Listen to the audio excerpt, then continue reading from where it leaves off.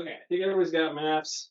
So as I said, we're basically redoing the class from 2 weeks ago because some of you missed it, so that you can get caught up, and then others that were here for it, hopefully, if you if you want to leave, you're welcome to, obviously. Otherwise, maybe going through the information again will help you um, just get used to the maps some more. Um, So with that, I'm just going to jump into it. So hello, my name is James. I'm a husband and a father, and I own an automotive business. Um, I have a degree in biblical and theological studies in ancient Near Eastern history, although I'm not an expert in anything. So far in the class, we spent the first 6 weeks discussing foundational hermeneutic and epistemological frameworks that I use in navigating the biblical text. We spent a great deal of time discussing these matters so that I could say the following. The revelation of God is inherently contradictory. The biblical text describes a God defined beyond all human knowledge that also wants to be known by humanity. The moment that knowledge of God transcends the boundary between what is not known to what is known, that God no longer is transcendent of reality, but rather is continuous and defined within knowledge from the perspective of humanity. Thus, it is exceptionally easy for humanity to interpret the knowledge of God as being about a God that is fundamentally different than what God wants humanity to understand God to be.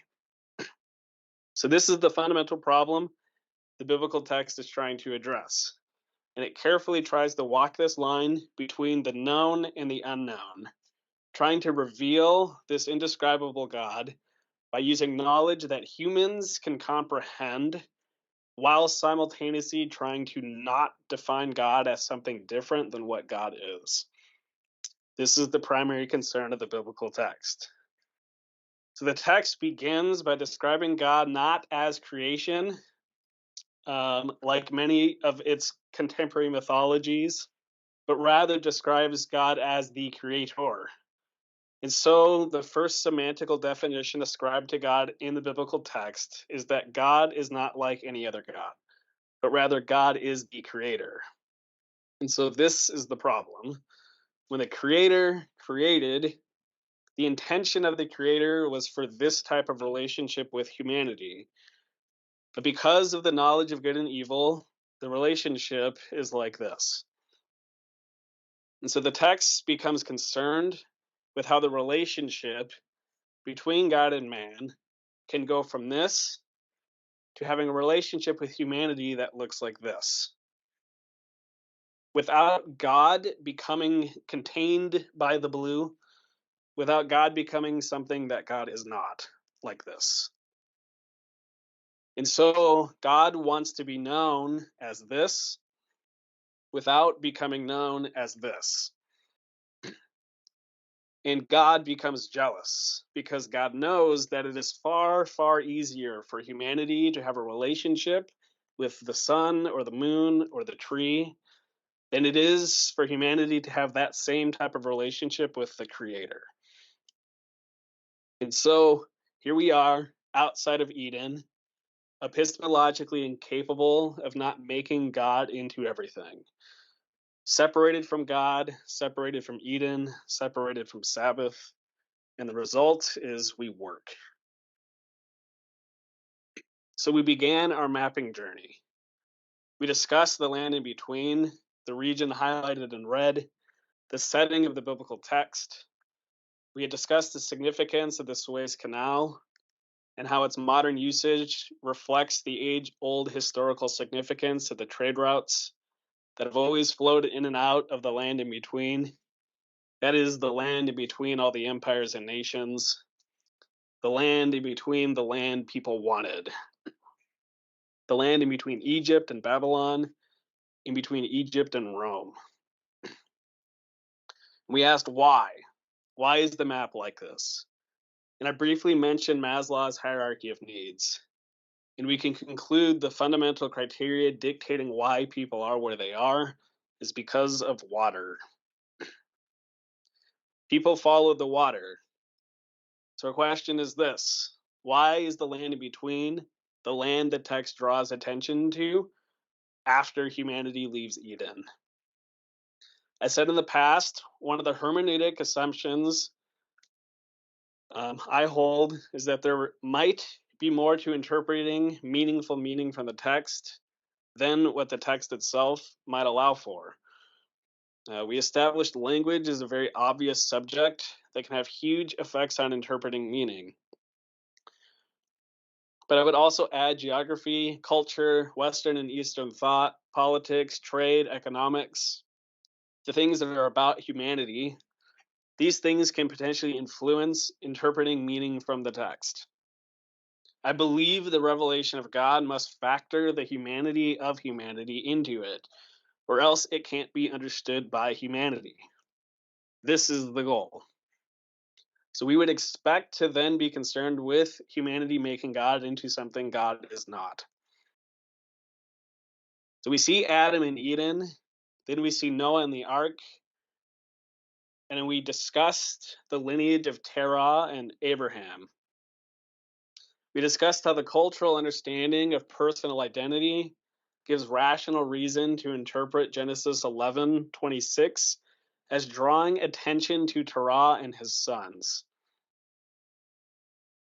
And when we read the text, we realized Abram was not the first patriarch called to Canaan, that it was Terah that originally left Mesopotamia to go to Canaan.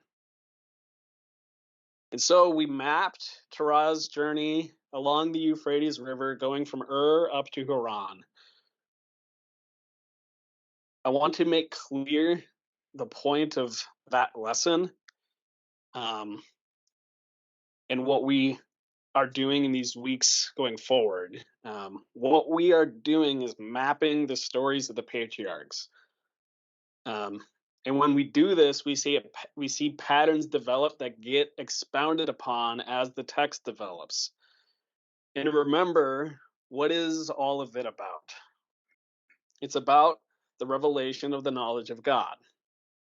And so after Eden, to me, it just makes sense that right before the story of Abraham, we see this story about Abraham's father, Terah. The story seems to be this counterpoint to the story of Abraham. And so this is the point. Terah leaves Ur to go to Canaan. He gets halfway to Canaan.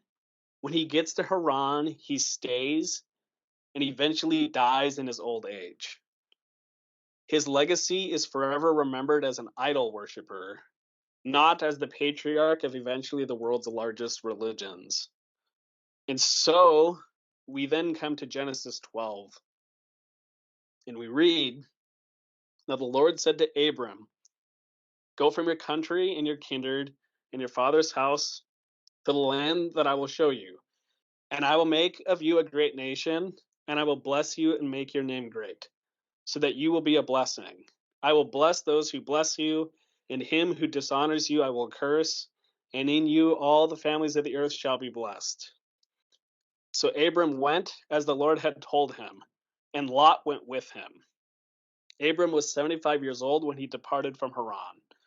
And Abram took Sarai his wife, and Lot his brother's son, and all their possessions that they had gathered, and the people that they had acquired in Haran, and they set out to go to the land of Canaan. When they came to the land of Canaan, Abram passed through the land to the place at Shechem, to the oak of Morah. At that time the Canaanites were in the land. Then the Lord appeared to Abram and said, "To your offspring I will give this land." So he built there an altar to the Lord who had appeared to him. From there he moved to the hill country on the east side of Bethel and pitched his tent, with Bethel on the west and Ai on the east. And there he built an altar to the Lord and called upon the name of the Lord. And Abram journeyed on, still going toward the Negev. And so, take out map number 1. You. In particular. I was like reading. No, I know, man. You're good. So take out map number 1 and say again. Yeah, the very first map. And let's see, I think the highlighters are still in the bag.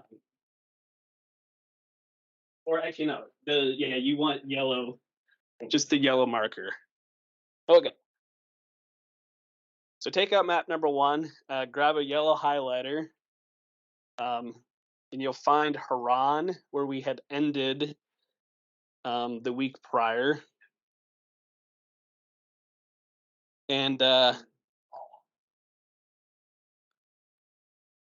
from Haran, head south, and we're looking for Damascus, the city of Damascus.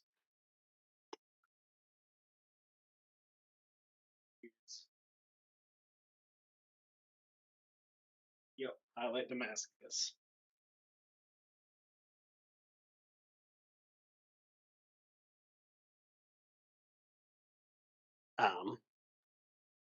So, okay. Next, we'll keep going south, and you'll see a city called Hatzor. Ignore it. Keep going south. From Hatzor, and you'll see Megiddo. You'll see Beth Shan. Keep going south, and we're looking for Shechem. So from Damascus, you head south, you start to see these cities. You got Hatzor, Megiddo, Beth Shan, and that one there, Shechem. I'm going to highlight Shechem.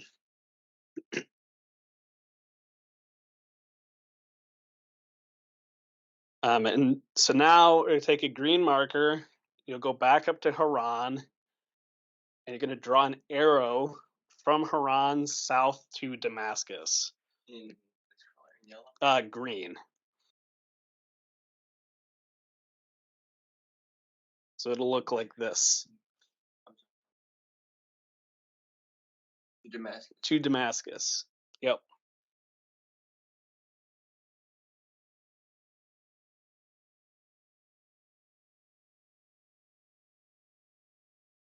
And then draw a green arrow from Damascus to Shechem, like this.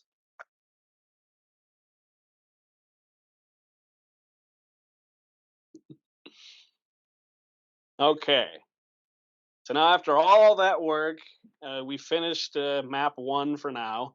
And so you can fold up map 1 and put it aside, and we're going to take out map number 2. Map number 2 is called Land Between.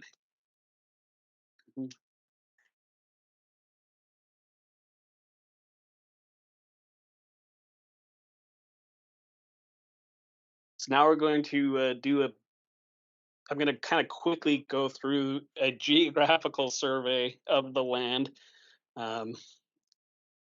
So yeah, just bear with me on that. Okay, so when we look at the map, there are several important geographical factors to know. One, the land is naturally divided into regions as we move from west to east. If we go all the way west, on the left side of our map, we find the Mediterranean at sea level. So take your highlighter and highlight Mediterranean Sea.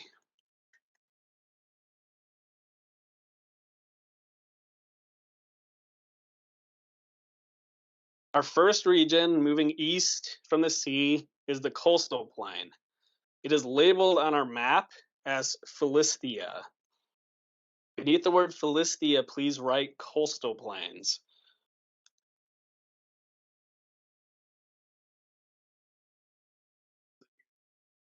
Yeah. Underneath that word, you want to write right here. Take. We're still highlighting this, though, right? This word you're gonna write in. Okay. Does anybody else need a pen? Okay. We're writing. So underneath this word, we'll write coastal plains.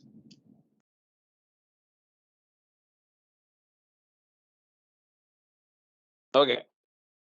And then take a yellow highlighter and highlight both the word Philistia and the word coastal plain that you just wrote.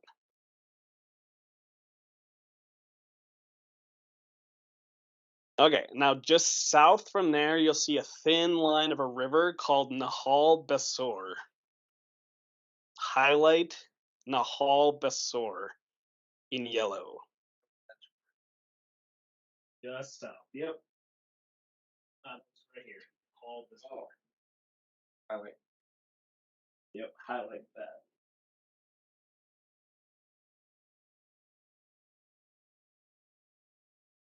Immediately to the right of Nahal Besor, you'll see the word Negev. I'll highlight the word Negev.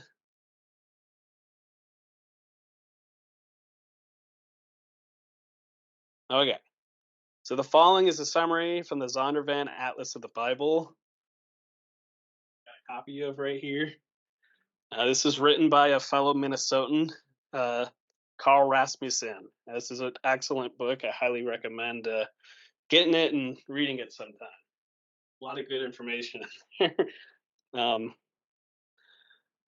So this is a summary from the Zondervan Atlas of the Bible. It says, because of the absence of major topographical obstacles, the coastal plain became the most natural route for north-south travel between Babylon, Assyria, and Egypt.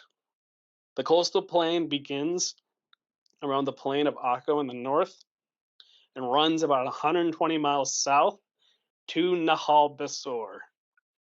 Because of its relationship with the Mediterranean, the northern portion receives roughly 25 inches of rain per year, decreasing as you move south towards the desert. The coastal line does not provide any natural harbors, and thus Canaan never developed seafaring nations from within. In portions of the coastal plain, grain crops flourished in the winter and spring months, while flocks grazed there during the remainder of the year. But to the international powers of antiquity, such as Egypt and Babylonia, the road that passed through the coastal plain was of prime importance for their commercial and military activities. For the local inhabitants, this was a mixed blessing. In times of peace, they gained income and trade servicing the caravans, but during times of war, the populace suffered as armies swept through the territory, consuming their recently harvested crops and taking their wives and children captive.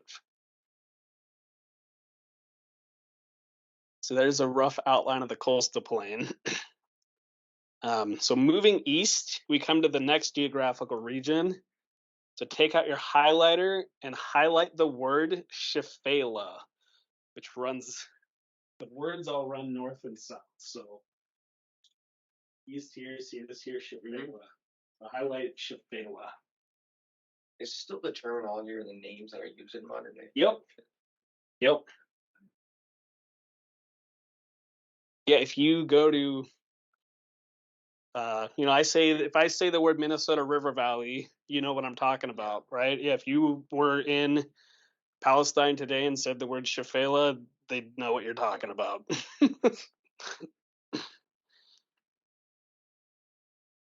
Shephelah is Hebrew. It means foothills. So take out your highlighter, highlight the word Shephelah. Shephelah means lowlands or foothills.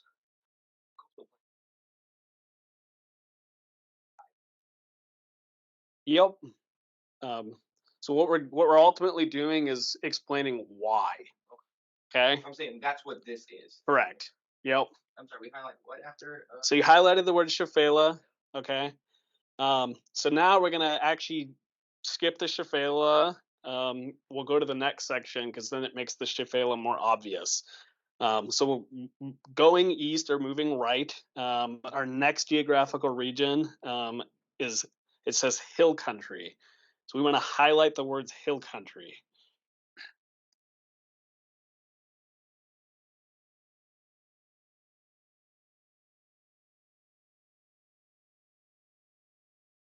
It's almost like I Spy. Yeah. You remember that book?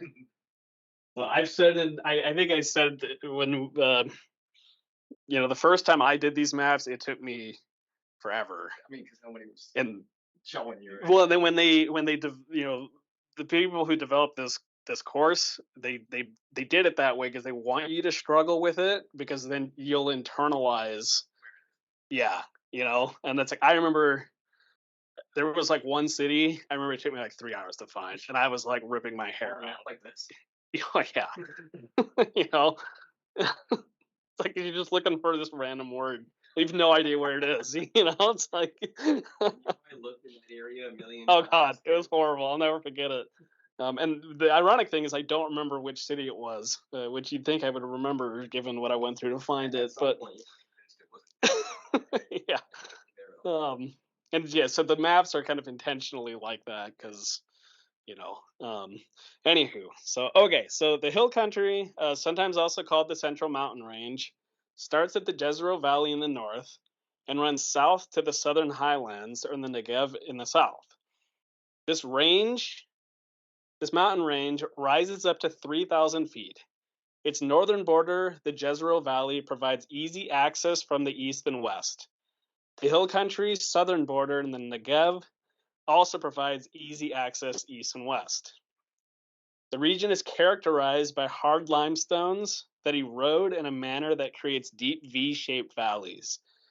The valleys will be dry in the summer months, but sometimes flowing with water in the winter. In Arabic, these valleys are called wadis, or in Hebrew are called nahal. The hill country receives considerable rainfall, on average 20 to 40 inches per year. The natural limestone bedding allows for terraced hillside farming. Fields of wheat, groves of olives, and vineyards flourish. Using numerous stones that they remove from their small fields, the farmers build walls along the terraced edges and then plant their crops in narrow strips of land 50 to 100 feet wide. The landscape from Galilee to Judah is characterized by this kind of terraced farming, still true to this day. And so here is the outline of the hill country or the central mountain range. This is the primary region of the locals of Canaan. If you were a Canaanite in Abraham's day, this is the primary area in which you lived. And so the international trade routes to and from Egypt are down on the coastal plain. The primary people along the coastal plain were travelers, people coming and going, passing by on their way to the big cities. Lots of trade value coming in and out, lots of goods to tax. And the locals are in the hill country, trying to stay alive, trying to stay out of the way of the strange foreigners that move through the coastal plains.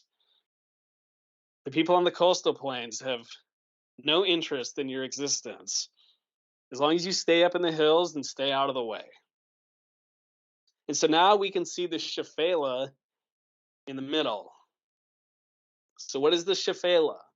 Well, the Shephelah is where the coastal plain and the hill country meet. The erosion patterns from the hill country carve deep, deep V-shaped canyons, eroding the land towards the sea. See, if you wanted to head north-south, you aren't going to travel north-south through the Shephelah because you will be going perpendicular to the valleys. In other words, you'd be going up and down, hundreds of feet into the steep valleys. So you're going to go around the Shephelah, staying on flat land. And this is why the trade routes are on the coastal plains. And so the erosion patterns of the Shephelah create natural east-west routes. And for reasons we may get into another time, you would also do everything you can not to travel at the bottoms of the valleys, mostly because they are deep and steep and hard to get out of. And so the trade routes in the Shephelah run east-west and generally are on top of the ridges of the valleys. So the Shephelah tends to favor trade coming down from the hill country to the coastal plain, not as easily up from the coastal plain to the hill country. That was a long way of saying that it is easier to go down than up. And so the empires run up and down the coastal plain. You are up in the hill country, well isolated and defended from the valleys of the Shephelah. And so the Shephelah is kind of like its own mini land in between and the land in between. One of my professors would describe the foreign policies of these regions as a game of cat and mouse. So I put an Egyptian cat down on the coastal plain, as you can see. It represents the international interests, and a mouse up in the hill country to reflect the local interests. And so moving east, we come to our next geographical region. To the right of the hill country, you'll find the wilderness. Highlight wilderness in yellow. This is the Judean wilderness. Now go farther to the right and note the Dead Sea. It isn't labeled on the map, but if you notice the bright white regions around the Dead Sea, and notice how it travels up to the north and down to the south off your map, this area is called the Rift Valley. Note the elevation of the Dead Sea. It says minus 1,312 feet. As of 2019, the Dead Sea's water depth is at a minus 1,412 feet. So it's dropped 100 feet since these maps were last printed. At minus 1,412 feet below sea level, the Dead Sea is the lowest surface area in the world. It's the lowest place on Earth. Dead Sea? Yes. I thought that was very ocean.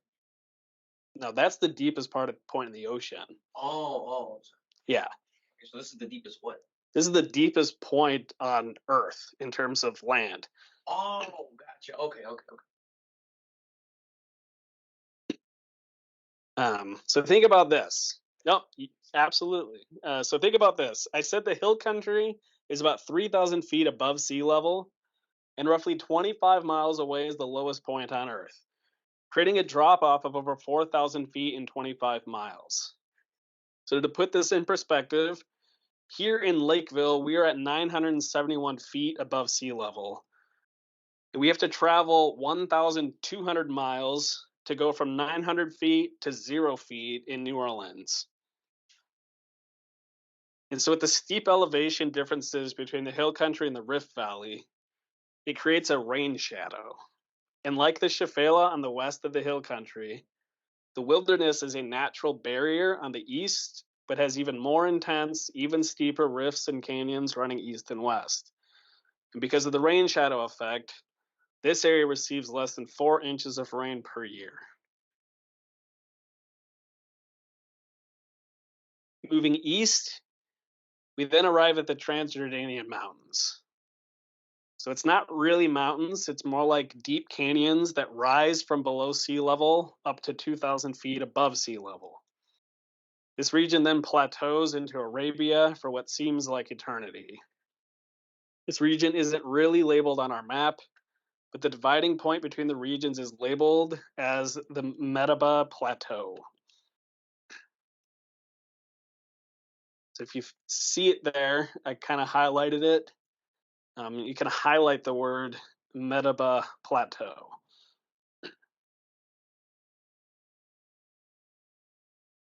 And so in summary, here is what we have. Moving from west to east, we have the Mediterranean, the coastal plain, the Shafela, the hill country, the Judean wilderness, the Rift Valley, the Transjordanian mountains, and Arabia. Now these regions are capped off in the north and south. In the north, there's a 10,000-foot mountain called Mount Hermon. So at the very top here, it's off the map actually, right up here, there's a mountain that's 10,000 feet tall. Okay, it like caps off the access to the whole. Oh, okay. The whole Makes it like a pole. You can't. It basically creates this channel where there's only one access point into this land from the north, and that's Damascus. So it's kind of capping off. Other map here. Yeah. So like literally like right here, there's a 10,000-foot mountain. Okay. Okay. Then after that is the only way if you're coming from up here, you're coming this way into the land. The only way you're getting into the land is to go around the mountain on the east side. Okay. And that's where Damascus sits, which is why Damascus is one of the most important cities in world history. So So in the north is a 10,000-foot mountain called Mount Hermon. Its foothills are on these maps, but the mountain itself is not on the map. So into the south, we have the Negev, which is basically just desert. The Negev starts at the Nahal Besor and goes all the way to Egypt. So here is a great picture taken in 1966 by the Gemini 11 spacecraft of the Sinai Peninsula. Look at the green gradient as you go from north to south. So on the map. Yeah, so yeah, it'll make sense. It should make sense. So notice the green, okay? You see the green? Right? Okay. So the green there, that's the land in between. So look how sharp the rain shadow is between the Judean wilderness and the Dead Sea. So here's the Dead Sea on our map right there. Okay, and we got this rain shadow right here.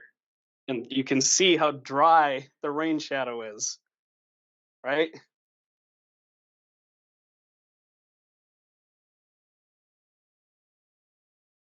At that point here, this point here, that's Nahal Besor. That's that point you highlighted at the bottom of your map. All right. Right here, this region. That's the southern border. So after Nahal Besor to the south, that's the Negev. So it's all desert.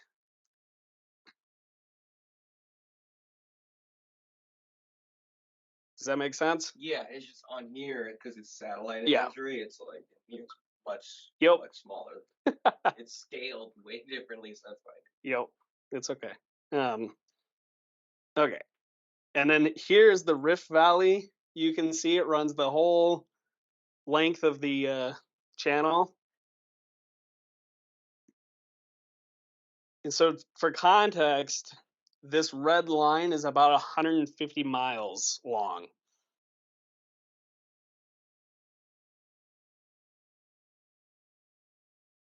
Or here is the state of Minnesota overlaid onto the same area. And you can basically see that the land in between here will fit into the state of Minnesota about 3 times. If I were to make Jerusalem the same location as Minneapolis, Damascus would basically be about where Two Harbors, Minnesota is.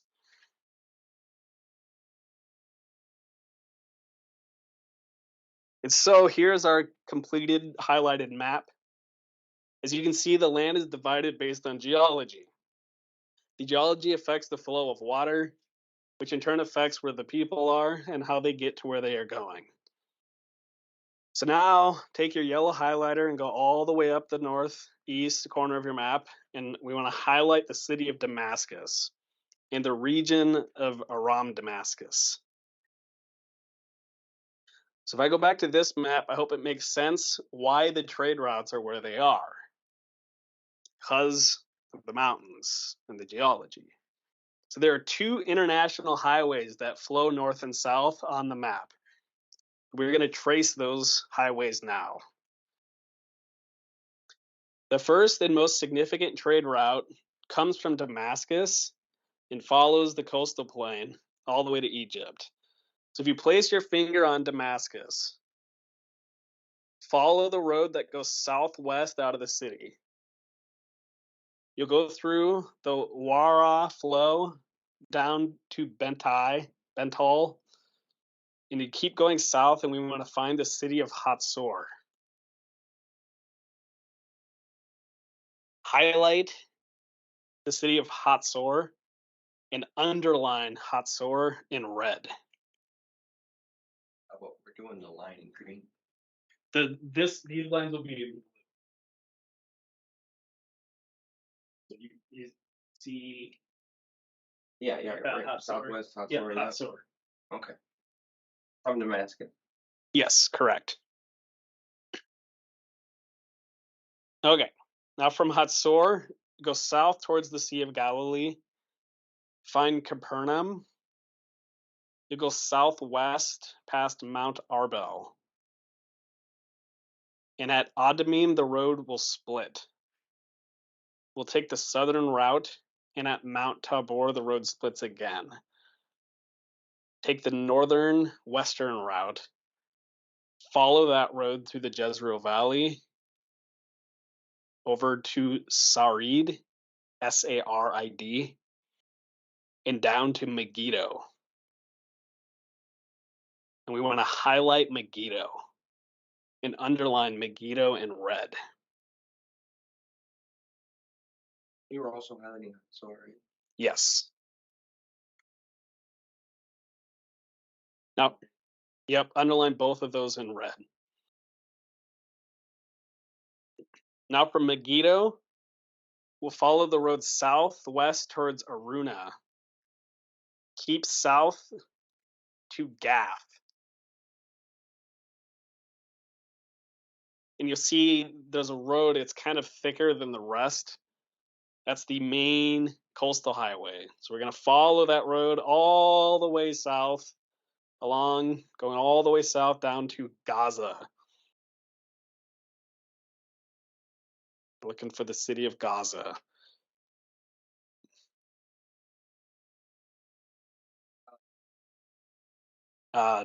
Yes, highlight Gaza. So now, you've done that. So if you trace that with a blue marker, that's what we want to do. So when you get to Gaza, keep going, take your blue marker, keep going past Gaza, go through Rafia, all the way to the edge of your map. So to the end of the map, and then draw an arrow. Perfect. Now next to the coastline, write International Coastal Highway, like this.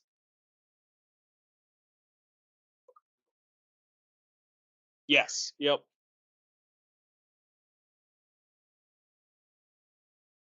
International Coastal Highway. You can also write the word via, V-I-A, via Maris, M-A-R-E-S. That's what the Romans called this. Or writing down. Yeah. So kind of along, like in this, I would write International Coastal Highway. So kind of, Joe, like how I did it here. Okay. And you can also write Via Maris. That's literally what the Romans named this road. Via Maris. Which means the way of the sea. Oh, Maris. Yeah. See? Yeah. Yeah, see? There. Yeah. I love it. So this road is like the Suez Canal of the ancient world. This is the main trade route for thousands of years between Africa and Europe and Asia. So we mentioned two very, very significant and important cities just now. And I promise you have heard of one of them before. We've all heard of Armageddon, correct? The apocalypse, the end of the world, the war to end all wars. It's called Armageddon, but that's not the right pronunciation. We get Armageddon from the Greek, which is a transliteration of the Hebrew Har Megiddo, which is Hebrew for Mount Megiddo. The city of Megiddo in the Jezreel Valley is what that battle is referring to. The reason why the apocalypse is referencing Megiddo is because this city is what all of these empires fought over. Because if you don't control Megiddo, you can't control the trade route. The other city I mentioned was Hatzor. Hatzor was the main fortified city on the northern route. Hatzor was the main gate in and out of the land.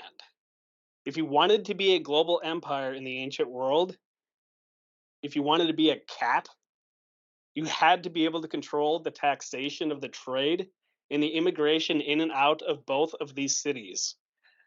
Hatzor and Megiddo are the northern gates of the equivalency of the ancient world's Suez Canal. So now go back up to Damascus, and we will trace the second international highway. With your finger, or if you can follow along with the blue line, follow the alternate road south out of Damascus.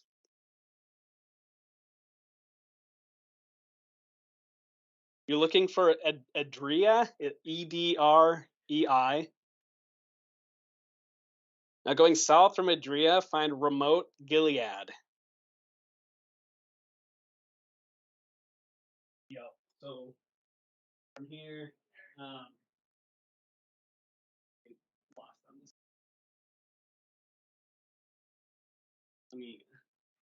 let me see here. Yeah, right here. Oh yeah, we go way down. That's right. It goes way down. Like That's right down here. Oh, okay. There it is. And then from there, you're going to Remote Gilead. From Adria to Remote Gilead. Correct.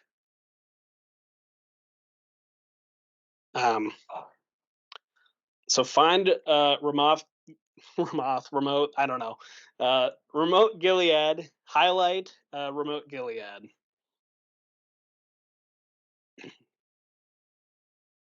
Go southeast from Remote Gilead through Mafraq. Immediately south through Hatita. You'll go southwest to Rabbah. Highlight Rabbah. Rabbah is the ancient city of the modern city of Amman, Jordan. From there, you have a lot of options, but we want to stay on the paths that are above the canyons. So we will go southeast out of Rabbah through Sahab, south to Labona, through Ziza. Stay on the eastern path down to Katrana. You'll then see a label that says Desert Highway. Highlight the word Desert Highway. Keep going south and you can see the path lead off the bottom of the map.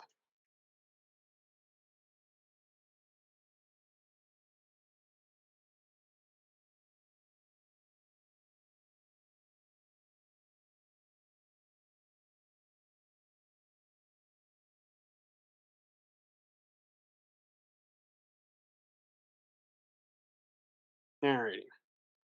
So then towards the bottom, we're going to write the words International Transjordanian Highway.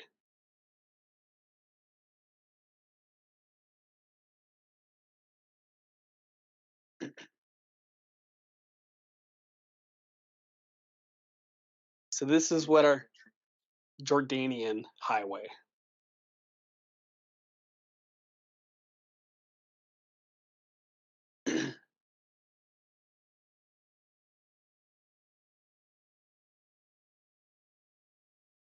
So here's our map thus far. These are the two major north-south international highways coming in and out of the land between. And they are the reason why the land is called the land in between. These routes are dictated by geography and water.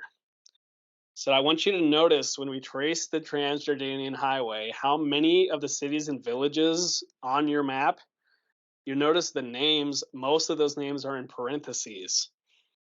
These are modern places today. They're not ancient places. In other words, they didn't exist in the ancient world. You'll notice there are not many established villages or cities along the Transjordanian Highway that aren't modern. The reason being, there isn't any access to water along this route unless you leave the route and go into the canyons. So the coastal highway is exponentially more important and had far more people and trade happening. This is why the cities are where they are. and thus why they are not where they are not. So imagine you just came from a long journey and entered into Damascus. You need to go to Egypt. Thus, you only take the Transjordanian route if you have reason to. Like maybe you are trying to keep a low profile.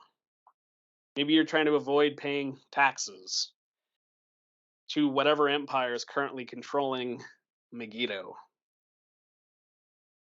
So now we're going to trace 3 east-west routes that connect to the 2 international highways. The first route is in the north. So we'll find a remote Gilead on the Transjordanian highway. We're going to go from remote Gilead. We're going to trace the route. We're looking for Beth Arbel.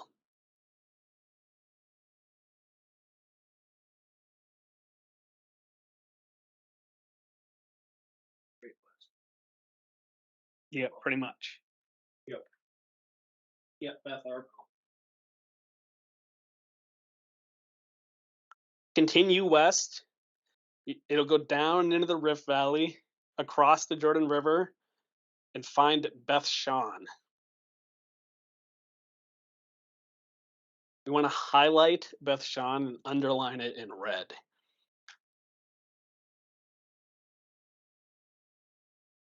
Keep going west from Beth Shan into the Jezreel Valley and find the city of Jezreel. Highlight the city Jezreel.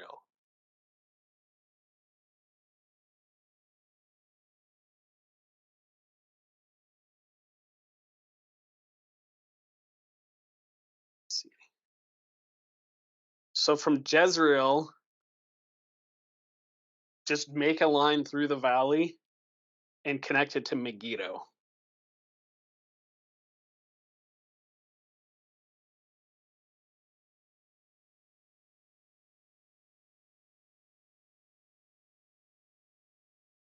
Okay, and now we go start a new route. We'll go back over to the Transjordanian highway and find the city of Rabbah, which I think we highlighted earlier.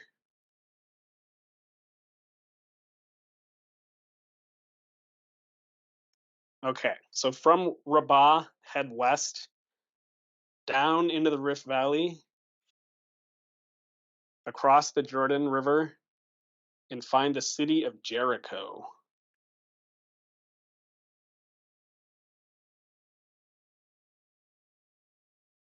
We want to highlight Jericho and underline Jericho in red.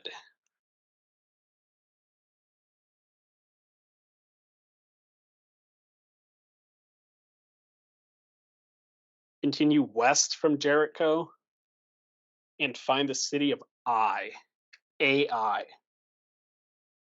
It's the ancient city of artificial intelligence. That's my dad joke of the day. Keep going from Ai and find Bethel. Highlight Bethel.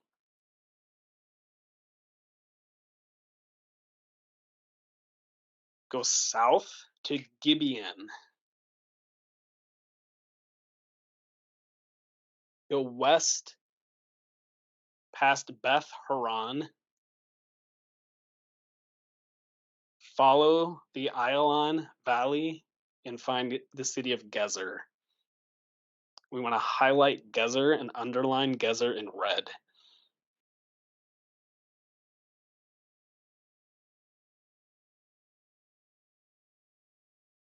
From Gezer, connect it to the coastal highway.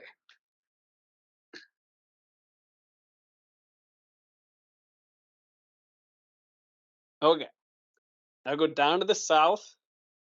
On the Transjordanian highway, you'll find the modern city of a word that I can't pronounce. It's Qasr el Bint Jerf ed Darwish. Run that back. Yeah, exactly. Down here. Somebody said highlight that? No, it's a modern city. But that's our starting point. Yeah. So from there, we'll trace immediately west and find the ancient village of Bozrah. And we want to highlight Bozrah.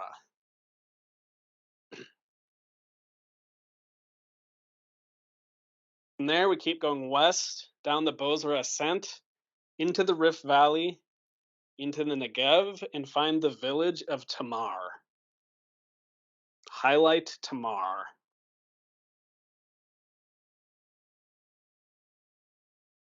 Follow the path west from Tamar, up the Scorpion's ascent. Again, note the lack of ancient place names when we are in the desert regions. You'll go past Mampsis, past Dimona, past Aurora, and we're looking for the city of Beersheba. Highlight Beersheba and underlined Beersheba with a red marker. And now we'll go back to the city whose name I cannot pronounce.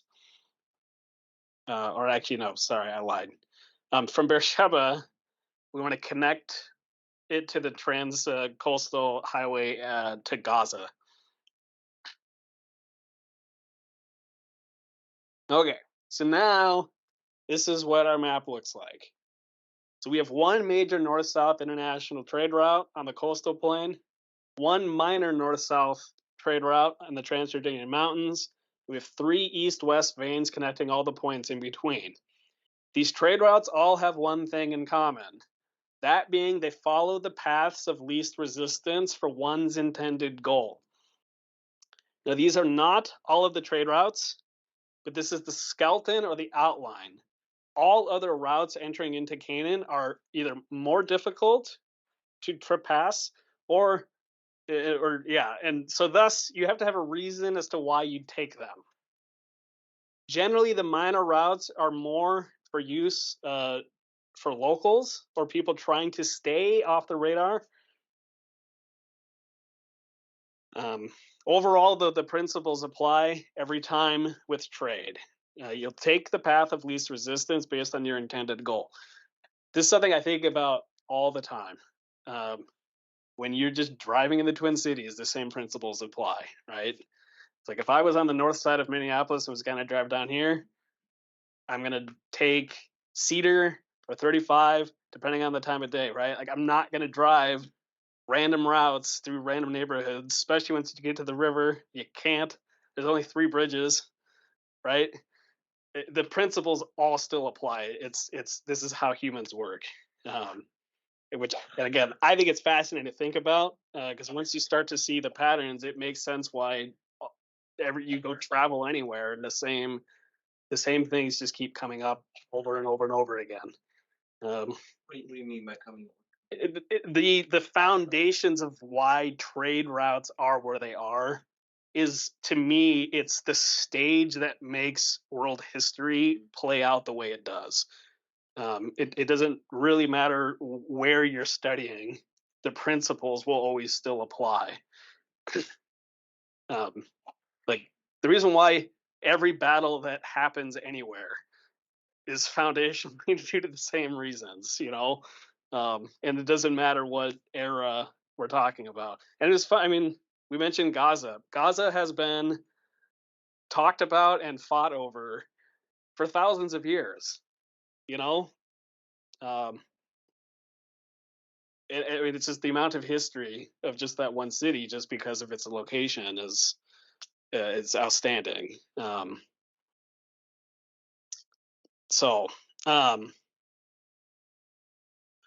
cities we've highlighted and underlined in red are all the major gates that protect the trade routes. You need to control all of these cities to control this region. Oftentimes, when we read the biblical text, a lot of these cities are mentioned. Oftentimes, they're mentioned in the context of wars and battles.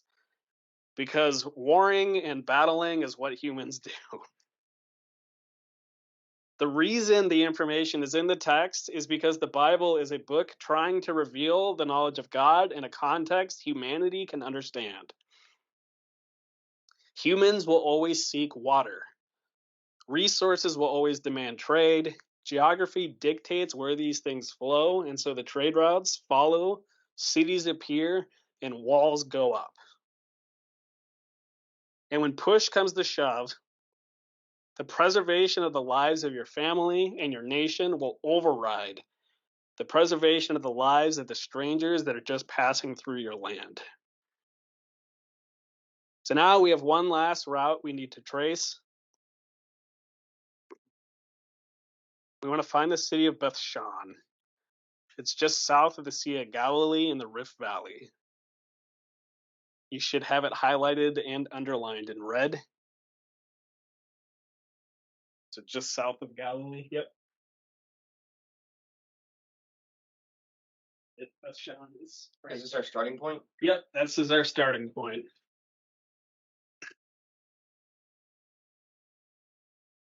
Starting at Bethshan, you're going to go south, go past Rahab, go southwest into the hills, go past Tirzah, and we want to find Shechem. Highlight Shechem and underline it in red. And then circle Shechem in green.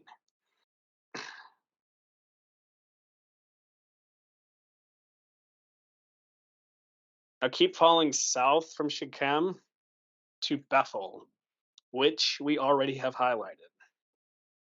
From Bethel, we'll go down to Mitzpah. Yep. Oh, we did highlight Bethel. Yep. So from Shechem, trace to Bethel. From Bethel to Mitzpah, and then Ramah.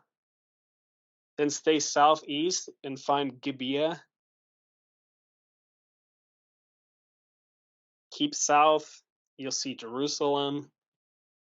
We'll ignore Jerusalem because it's not important. You'll then see Bethlehem. You can highlight Bethlehem if you want. We'll stay southwest down past Beth Zur, and then you'll see the city of Hebron. We want to highlight Hebron and underline it in red. Coming out of Hebron, we'll stay southwest and we'll follow the path down to Beersheba.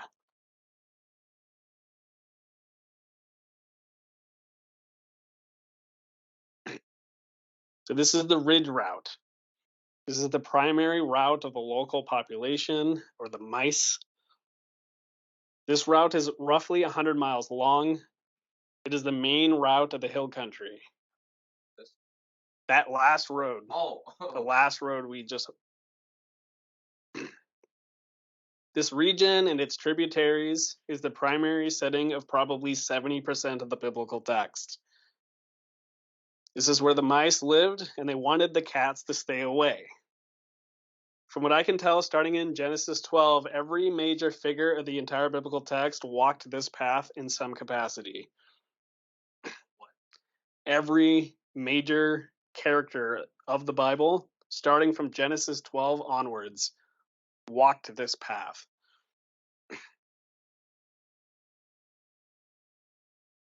So if I go back to our map of Minnesota, we're talking a route that's the distance of Minneapolis to Rochester. The route we just did. Mm-hmm. Okay. So now I'm going to reread Genesis 12, which I read earlier. So some of those names should have been familiar. So we want to take a green marker, and if you can follow while I'm reading, have at it. But we will. I will go through it though. But yeah, so Genesis 12. So it says, "Go from your country and your kindred and your father's house to the land that I will show you, and I'll make you a great nation. I will bless you and make your name great, so that you will be a blessing. I will bless those who bless you, and him who dishonors you I will curse, and in you all the families of the earth shall be blessed. So Abram went as the Lord had told him, and Lot went with him. Abram was 75 years old when he departed from Haran. So now we want to start up in Damascus. Okay. And Abram took his Sarah wife and Lot his brother's son and all the possessions that they had gathered and the people that they had acquired in Haran, and they set out to go to the land of Canaan. When they came to the land of Canaan, Abram passed through the land of the place at Shechem to the oak of Moreh. At that time the Canaanites were in the land, and the Lord appeared to Abram and said, to your offspring I will give this land. So Abraham leaves Haran, he gets to Damascus. From there, he more than likely traveled south on the Transjordanian highway. So make a green line next to your blue line, going from Damascus to remote Gilead.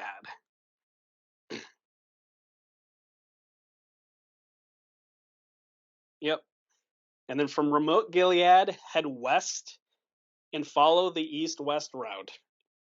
Down the Transjordanian mountains, through the Rift Valley, to Bethshan. And then from Bethshan, head south on the ridge route to Shechem.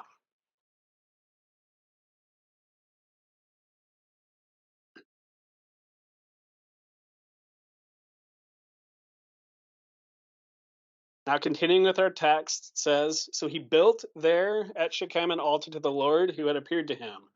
From there he moved to the hill country on the east of Bethel and pitched his tent. With Bethel on the west and Ai on his east, there he built an altar to the Lord and called upon the name of the Lord. And Abram journeyed on, still going toward the Negeb. So at Shechem, Abram builds an altar, and God tells him this is the place your descendants will inhabit. Then he moves south along the ridge route to Bethel and Ai.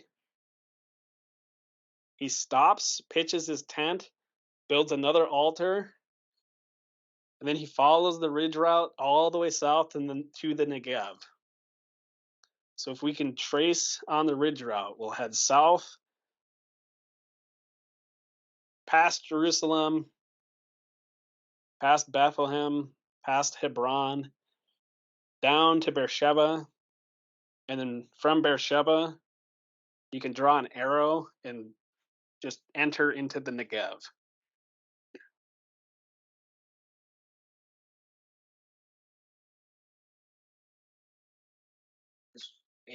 This is Abraham.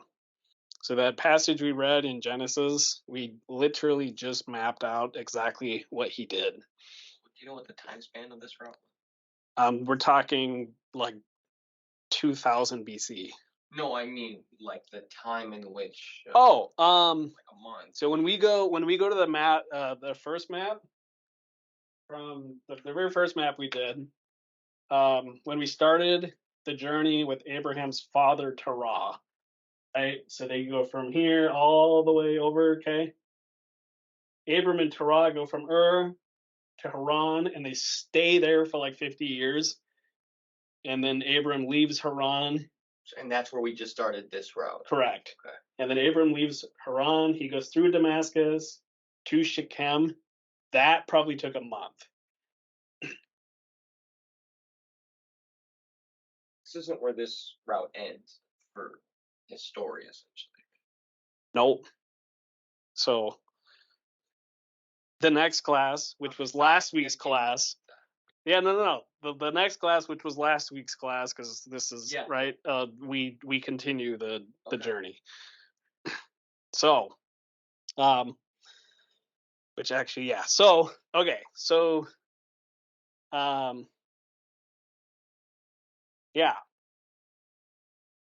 So Abraham is now in the Negev. Okay, that's where he's at the end of that passage. And so what we find up to this point, we leave Eden and we have this story of Abraham. He spent his life in the lush, wet, fertile Euphrates River. And he lived there till he was 70. He then leaves Ur with his father Terah. They stop in Haran and pause. Eventually, Abram leaves Haran and he heads to Shechem. It's 400 miles from Haran to Shechem. It probably took at least a month to get there. And Abram arrives at Shechem and he makes an altar, and God says, "This will be the land of your descendants." So then, what happens next? The next verse gives us a clue what happens next. It says, "And there was a famine in the land, so Abram went down to Egypt to sojourn there, for the famine was severe in the land." And this is one of my favorite things in the Bible. Because it's just like, yeah, of course there's a famine, because that's what this land does. Why does God tell Abram to leave Haran and go to Canaan, where there isn't any food or water? And upon arriving, he then immediately goes to Egypt, a place that has a giant river that floods every year and has immensely fertile soil and food all of the time. A place that isn't really much different from where he started in Haran and Ur. So this is the question. So what's the difference between Abraham and his father Terah? Well, Abraham actually goes to Canaan, whereas Terah stopped. Terah had good intentions, but Abraham actually did it. So why would it be, or why could it be, that God wants Abraham's descendants to be in this land and not in Ur and not in Egypt? What is it about this land that allows for the revelation of God to happen that couldn't happen in Ur or Haran? And so with that, we're done. Thank you for completing your maps. I hope it was fun. And yeah, so we're in Canaan now, and next off we will trace him from Egypt and then continue on for the next generation. So thank you, everybody. Appreciate it.